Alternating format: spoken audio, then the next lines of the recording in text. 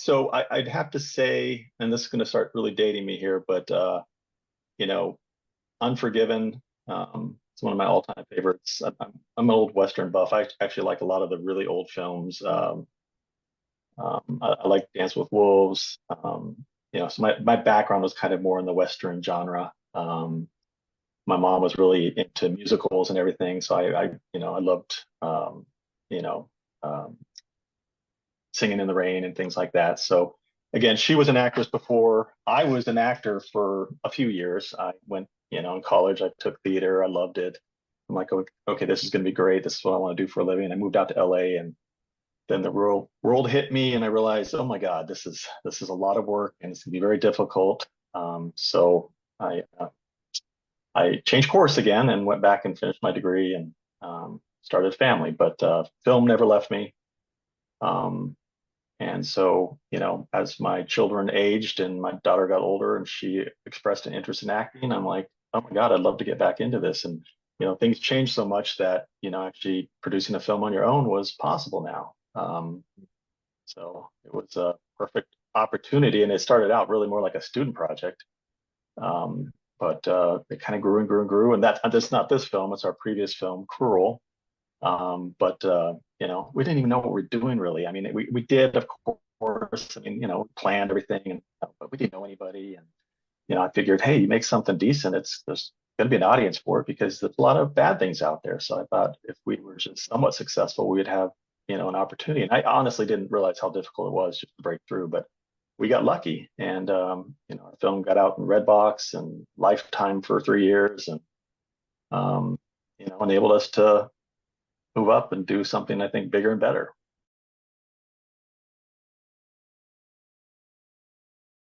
Probably more real life villains. So I'm a big crime documentary, crime buff. I mean, pretty much anything I can find on just, especially murder in general. That sounds kind of morbid, but I just find it fascinating, just that humans in just their nature, that we can be so brutal to each other. And obviously, still serial killers are the worst of the worst, because, and that's why this character, was so fascinating to me, because there's a couple of serial killers out there. I think it was the BTK and the Green River.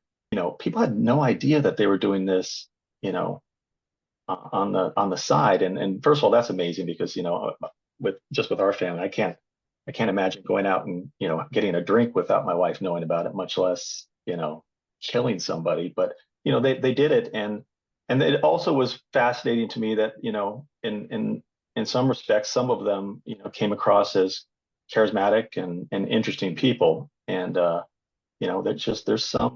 there's something in some people's DNA, and I know it's part of your upbringing too. I mean, definitely a lot of them came from broken homes and abusive families, but I do think there's something in your DNA that that makes you crave.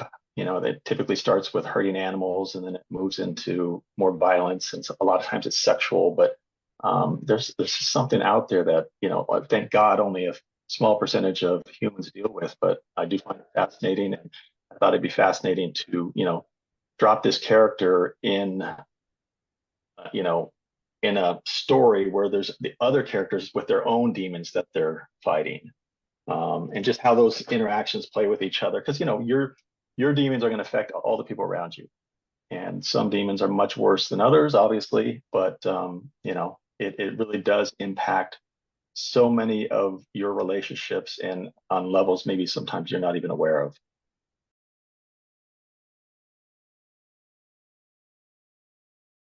Yeah, so it's something, and I think most people have had some experience with loved ones or friends with some type of addiction. But I definitely experienced that in my family, and it was, at least for this story, it was important that that become one of the the subplots, as far as that battle that a lot of us have to deal with with life, and how that affects the people around us. So yeah, a it was definitely intentional to have that as part of the theme of this film.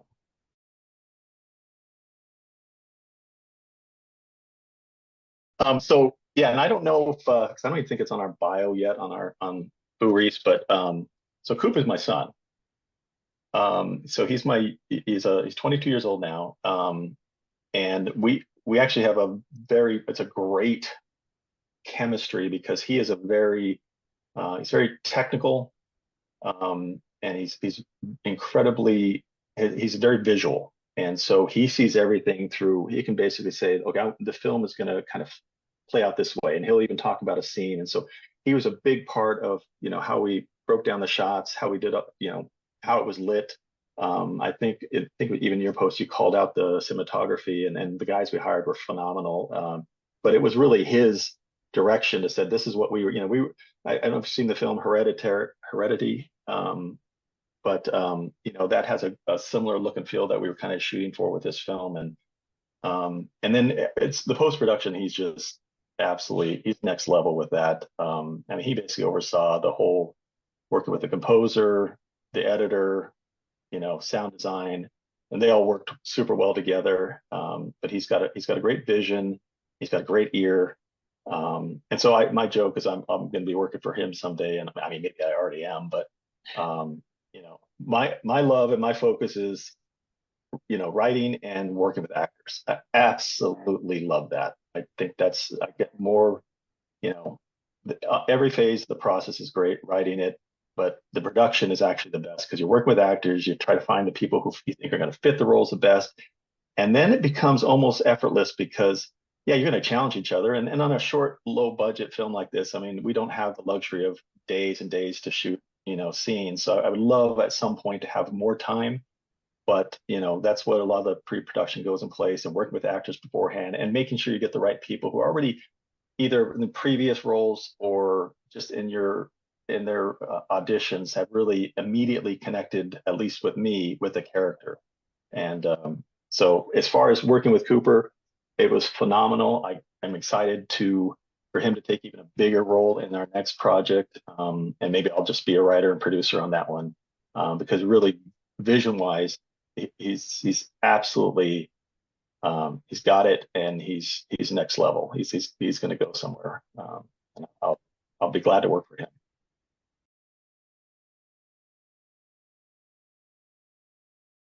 Well, Jason, I've worked with before. He was an assistant director on a short that we did. He's actually more of a sound guy originally. So, but he's always he's always doing something and in the business. Um, and so he started to buy cameras and renting them out, and he started working on some projects as a DP. And he has Ian, who was the assistant camera. They had worked together, and I'd been on set with them at one time, and I've already liked working with Jason on set. And but I was a little, I'll be honest, I was a little concerned about did he have enough experience as a DP, because that's important. But he was really coming up to speed, and obviously I think a talented filmmaker in his own right. And then he had Ian there, who's been a camera operator, DP for years. And I thought they worked really, really well together. So it was exciting that we kind of all made agreement, because we did this during COVID too. We had to postpone it for a while. I mean, it was a very difficult production even to get started. But they did an amazing job. I mean, they really did. And then for a lot of we had some pickup shots, including all the murder scenes and just a lot of the B-roll stuff, that we had to go back to Virginia. We shot on location. We had to go back to Virginia to pick up these shots, and we were introduced to Ryan from one of our producers, and Ryan's just, we connected. And it's not to say I didn't connect with Jason, because we do. I mean, we had our friction on set, but Jason is a friend, and I worked with him multiple times, and I'll work with him again. But Ryan, from an artistic perspective, I think, and him and Cooper probably connected more instantly, and he was able to just, immediately jump in and help provide us to capture some of these, the more of the gory stuff and the action shots, and a lot of the B-roll stuff that just really, really enhanced the film. I mean, nobody really understands that unless you're a filmmaker, I think, to realize how much these insert shots really can, uh, just enhance the production value and help move the story forward. So, really enjoyed working with, both DPs, and hope to in the future.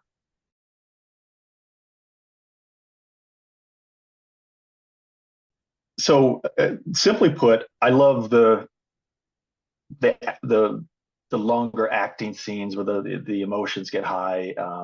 Those are fun for a writer and somebody who's very intimate with the characters to shoot and just see it come alive. And you're sitting off camera, just looking at a monitor, and the whole room's quiet because everybody's really it's coming alive. I mean, when something's working and when something's not working, just how the room reacts to it. Those are some of my favorite moments. Now, I will say as we went through it, and especially when we did some of our pickup shots and some of the stuff that had a little bit more action and it required more planning, like the sequence of I don't know if we want to give too much away, but of Annie jumping out a window. So um, that was that turned out to be a really fun process. We shot that after a long day of shooting. We had a lot of shots to capture to make that scene work. Some special effects we had to plan for, block for. So it was a lot of work, but that was probably the most. It's just I have a limited background. One film, one short film under my you know under my sleeve, but that was probably the most intense as far as action goes. And looking back, I'm like, I can't wait to do more of that. So one pushback we got on some of the distribution companies is that they really like the film, but they wanted more action, and I realize that's big with audiences nowadays. So I'm actually excited to add more of it, but still hold on to the character development. But those are two of the or especially that ending sequence was pretty exciting to shoot.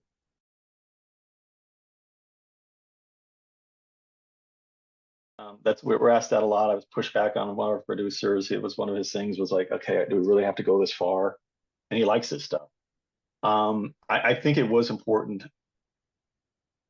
for the audience to see the depth at which Annie would go to save her life. And I mean, that's what's fascinating to me about thrillers and horrors, because I'm definitely more on the lines of thriller, but you know, because I'm not that slasher, like, big jump type horror film, but I love the psychological putting somebody in a spot and going, what would you do in this situation? And having the characters interesting enough and developed enough so that you're on the journey with them. And whether you agree with what they do or not, or say this is the direction I would go, you still want to be you want the audience to be voting for, or at least understanding why they're making those decisions. So what would cause you to jump out of a second story window head first?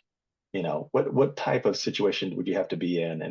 And if you try to mix that and make it so, like I said, the characters have, richness to them, layered to them. And that's why it sounds like you totally got what we were hopefully trying to deliver. And, at the end of the day, if you're, if you can accomplish that, especially in a tight budget, you feel like you accomplished something. So we're very happy with it, very proud of what we were able to accomplish.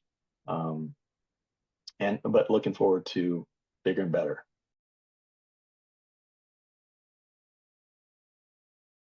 It's always in the script.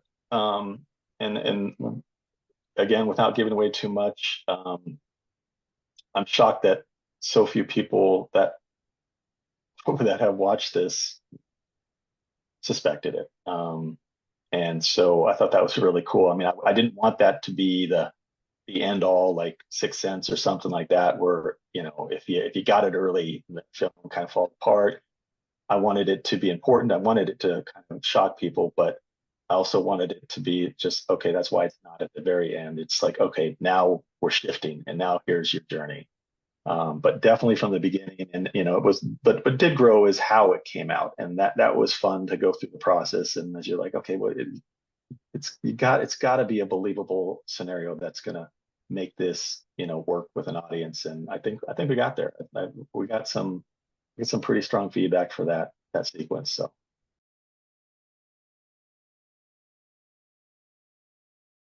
the takeaway is that filmmaking is, it was something I wanted to do when I was young. Thrilled that my family got into it. It's, not to, I don't, again, I've been answering these kind of all over the place, but, um, you know, ours is a family production. I mean, Blue Reese Productions is, my wife is a co-producer. She acts. She's Billy's mom in the beginning of the film. She's phenomenal.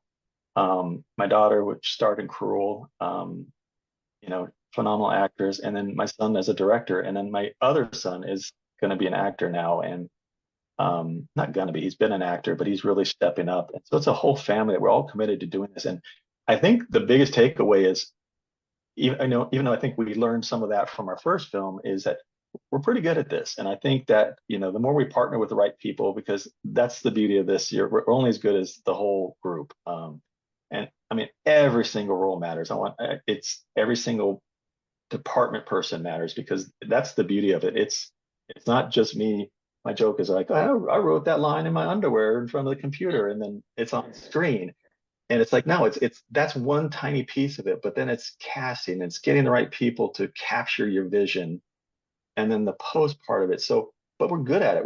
I think we're really, I think there's room to grow. There'll always be room to grow. But I think the story came out, and I think we ended up with a product that I always like to gauge things by: did it meet your expectations, exceed it, or was it beneath your expectations? And I feel like we had high expectations going in, and I think we actually beat it. And that's a good feeling. And there's definitely going to be people who, I love film. It's subjective. Some people love it, some people don't. But I think so far the feed has been really strong for the majority of people. And so I feel like we were very successful at achieving what we set out to do. And we've learned a lot from that. And again, we want just to move forward and do even more things. I'd love to get into creating a film with a true monster, not a human. I'd love to get into period pieces and stuff, but those just take huge budgets, and it takes time, and you got to earn your way. So, hopefully this is the first step, and even if it's ultimately just my children that move on and continue to do this at the next level, it will be a win for us.